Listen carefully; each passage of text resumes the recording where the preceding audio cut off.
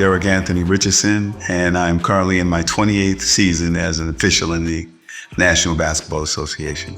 We're currently at Dolores T. Richardson School, a school that I purchased September of 2022. We named it after my mother, and the first educator in my life is always your mother, no matter who it is. That's the first one to teach you life lessons. So we named the school in honor of my mother. I grew up in the Farragut and Fort Greene projects of Brooklyn, New York, but growing up in the projects, and which was a great thing, because now I look back and that, we say hood, and it was still a community. The lessons that I was taught, because we had the extended family. We're just so proud of being, raised and born in Brooklyn, downtown Brooklyn, the Fort Greene and the Farragut projects, in the 202 York Street, 233 Sand Street, and makes you realize there's a difference between being poor and, not having any money. We didn't have money, but we were not poor. My mother taught me and my brother and my sister, and my grandmother taught all my uncles and my cousins, you tell the truth, because I could still hear them. I hear them now. Say, lie, you steal, you cheat, you kill. Boy, you better not lie to me. I can still hear that. And so that was taught to me, you tell the truth. And I don't embellish, because an embellishment is a lie. So that's the one thing that was taught. And then as I grew up, I saw grace through my mother. The greatest story, I didn't know what grace was, but so we had a little convenience store, and she saw somebody stealing from her, stealing a bag of Wise potato chips. And when she caught him, first thing going through my mind is I'm gonna have to fight his brothers, And I never forget, I'm at the end of the table while she's talking to him, and she said, "You don't have to steal from me. If you're gonna have the money, just tell me. I'll give it to you. And then when you get the money, you give it back." And I never understood that was grace, and being forgiving individuals. And that's what I learned, so much truth and grace, and, not being right. I was blessed. I had the best mother in the world for me. Working for the NBA has allowed me to develop relationships, which has allowed me to have resources or give resources to these agencies to help them do what they do, to help individuals. Being in our community, a lot of us, and I'm just gonna be honest, we leave. In LA, we either want to live on the other side of Olympic, or by the beach, and our children don't have role models, right? And so who do they see? Right? And then we're gonna get mad at them. They don't, the men, we leave the community, and I'm not gonna be politically correct. I'm just tell it how it is. And so being in the NBA, and then when they see me, I had a game Saturday here, and, the children able to say, "Hey, go coach," and it gives them, okay, I could do this. And I tell them my story. And, I even let them know some of the challenges that I had and what I expect from them. And when they disappoint me, I had a young man today, he quit going and coding because he wanted to go play. That's just, you're not gonna quit, because if you quit once, you're gonna quit a second time, and then that becomes a habit, and that becomes your behavior. And I can't allow that. I can't look in the mirror and allow that. I purchased the school, my children went to school here, and culminated from the school. It was one of the top schools, really in LA. Many of the students went to Crossroads, New Worlds, Chadwick, Brentwood. So it's all the top schools in Los Angeles in the 90s, early 2000s. So I stayed connected to Mr. and Mrs. Johnson. And after Mr. Johnson died, through Why Can't We Make a Difference, we provided programs, took the children on trips, assisted parents with Thanksgiving cards through another organization. We benefit children. They support us. So, I wanted to figure out how can I get back, because they had been so influential in my family's life. And then Ms. Johnson was ready to sell the property, or sell the school and the property. And this property is like You can't find a better piece of property in the city of Los Angeles. It's in Inglewood. It's a mile from the Forum, a mile and a half from SoFi, 2 miles from Intuit, and it's almost an acre of land. So I know what goes on in LA. You know, you had the developers would come in and they could have given her twice what I gave her. And they would have tore down our history. And we have thousands of students that have culminated from this school. And what Mr. and Mrs. Johnson did for me and my family and for other families, I'm like, okay, this is it. I can't allow it. So I went in and I'm all in, you know, like playing poker, and you put all the chips in, all the chips is in. Everything I own, you know, is into the school and giving our children the opportunity. Just so all I want them to have is just the opportunity to be what it is, whatever they would be. We started TK and we go to the 6th grade. Right now we have 75 students. The goal is by next year to have 100 students. I don't want us to go over 125 students, 2 teachers to 20 students, so 1 to 10 ratio. When I was growing up, the elementary school was the hub of every community. Everybody went to the same elementary school. Then we dispersed based on where our academics were, you know, our social, where our interests were. So that is one of my main goals, is to make this the hub of the South Bay. So everything is all inclusive. You come in on Saturdays, you have a good farmer's market. As we grow, I want to have entertainment, you know, have a amphitheater built, you know, so that everything is right here. You know, you don't have to go anywhere else, and you don't have to be exploited on the prices. You know, everybody charges so much money. I'm not trying to make any money. I'm from the projects in Brooklyn, New York. I know what it's like not to have money, so it don't hurt me if I don't have any money, right? You know, I'm proud of our children. I'm proud of, you know, of our parents, because they understand, you know, as we grow, what our children need. And I tell our parents all the time that they fail, it's only one reason. It's us. We didn't provide them with what they needed. Plain and simple, because they want it. They're like sponges. So what we have is we have before and after school with no charge. We open up at 6:30 and we provide, you know, for our morning recreation, we provide, you know, technology, but, you know, we also working with the Brotherhood Crusade. We use Jason Mosley. We're not here at this school yet, but he does calisthenics and athletics to get the children motivated and ready, right, for school. They can bring their child to school. They come in, they see what's going on. You know, in the morning we have an open door policy. I want people to see what is going on in the school. I want you to see our library. I want you to see the technology. They're having fun, so they know that they're safe. And then the same thing with our after school program. We provide now through STEAM coders. We have a technology program, Scratch Junior, where our children are learning coding. We also have homework assistants. Starting next week, we're gonna have an etiquette program for our girls. It went very well this summer and they love it. We have a choir with Mrs.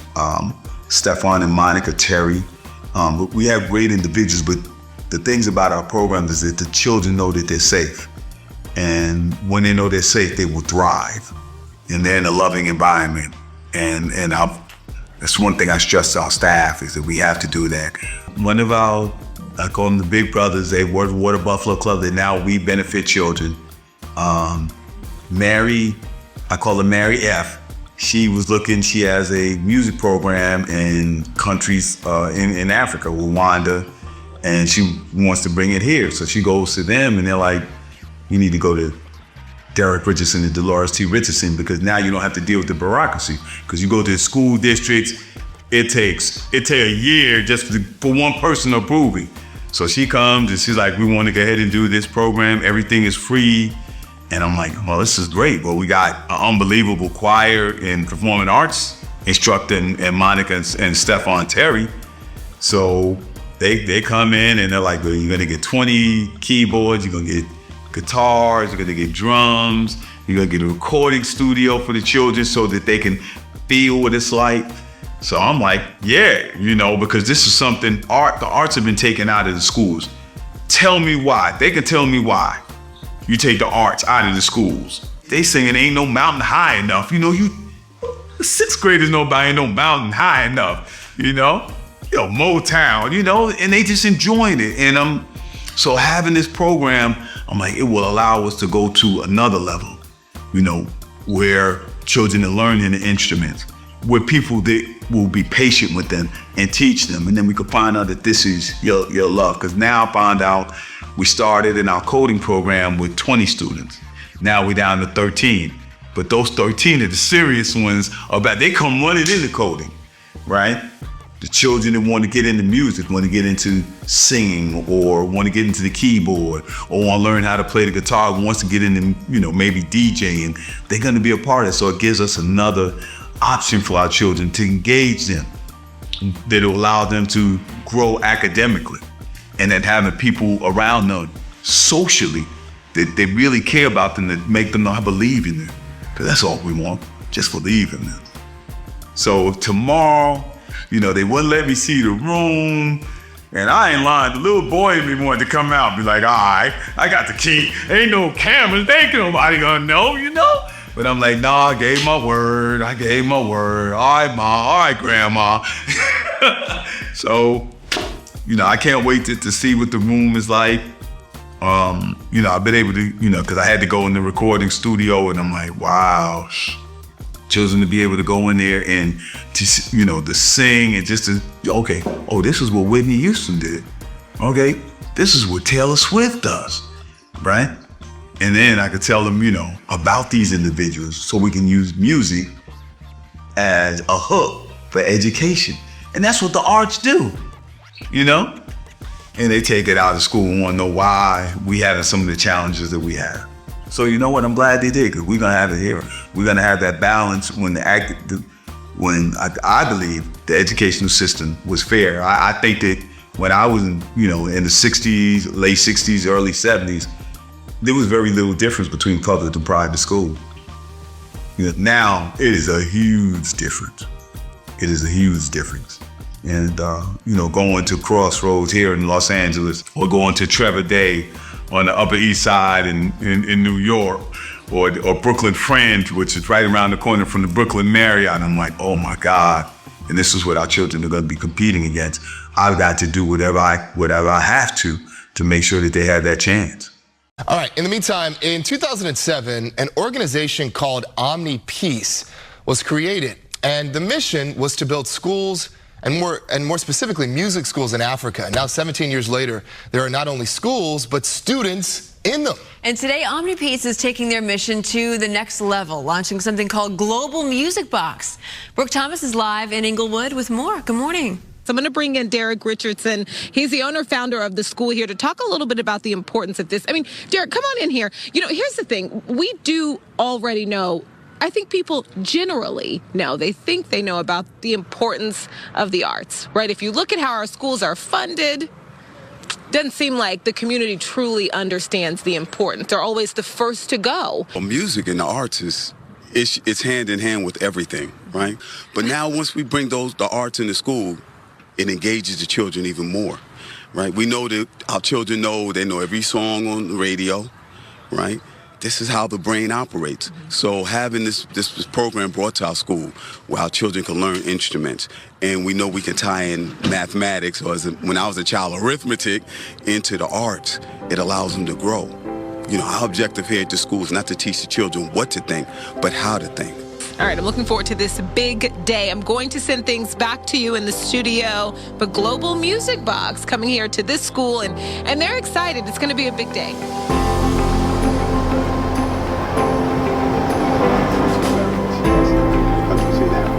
She went to them, they're like, we have the perfect partner. And she went to them, and they created a lifelong friendship. She don't know what we've already bought. Like, and now, what she has brought to our school is just unbelievable.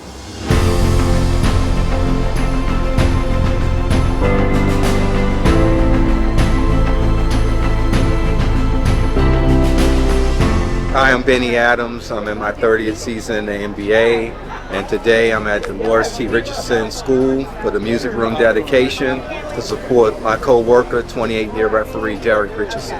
This is a big day because I was here on the initial dedication and be here for the music room dedication. I'm just so excited.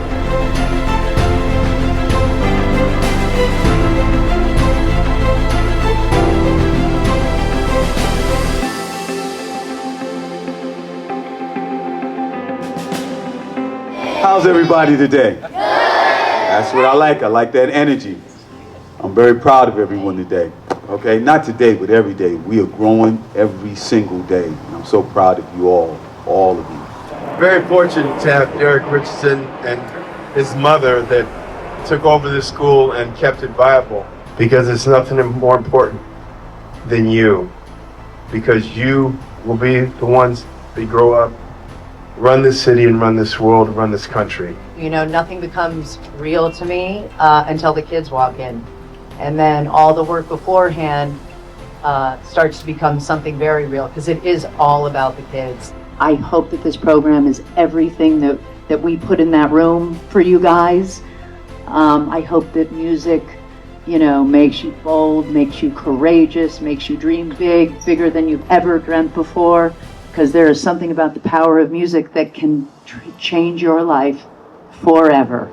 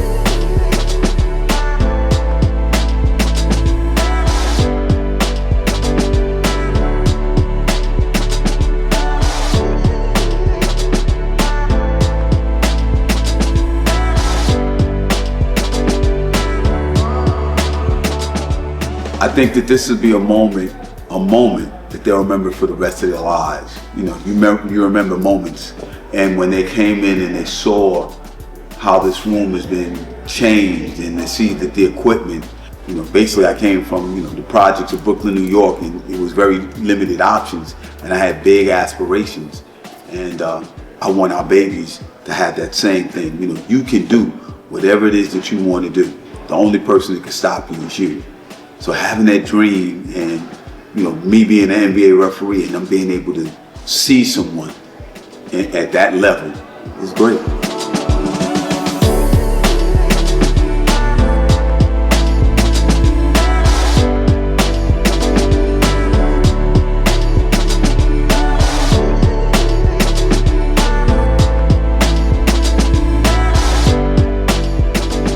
I'm just grateful that this has been placed on me.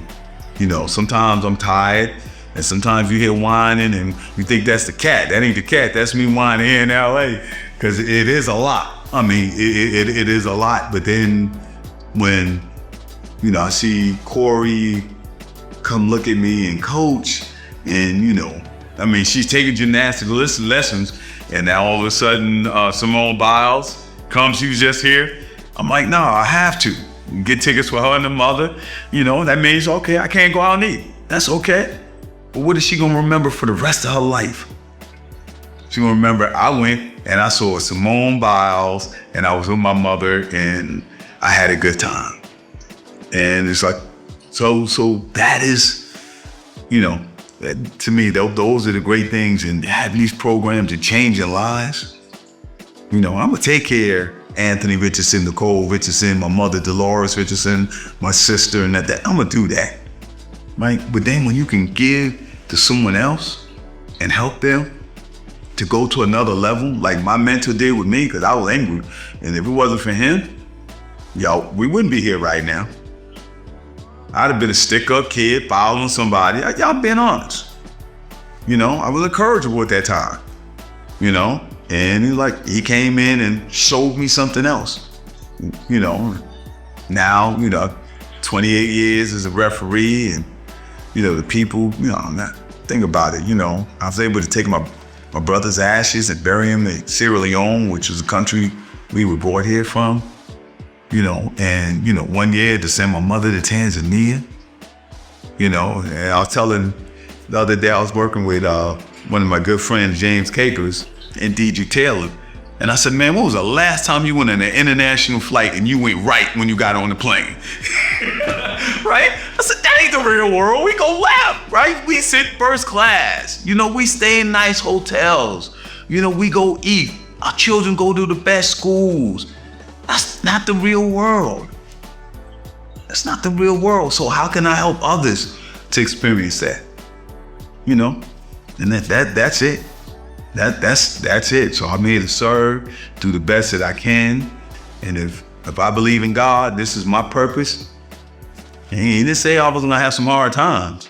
My hero was Muhammad Ali, and he has the greatest quote in the world. He said, service is the rent you pay to be on this earth. And so I gotta serve. This is my service.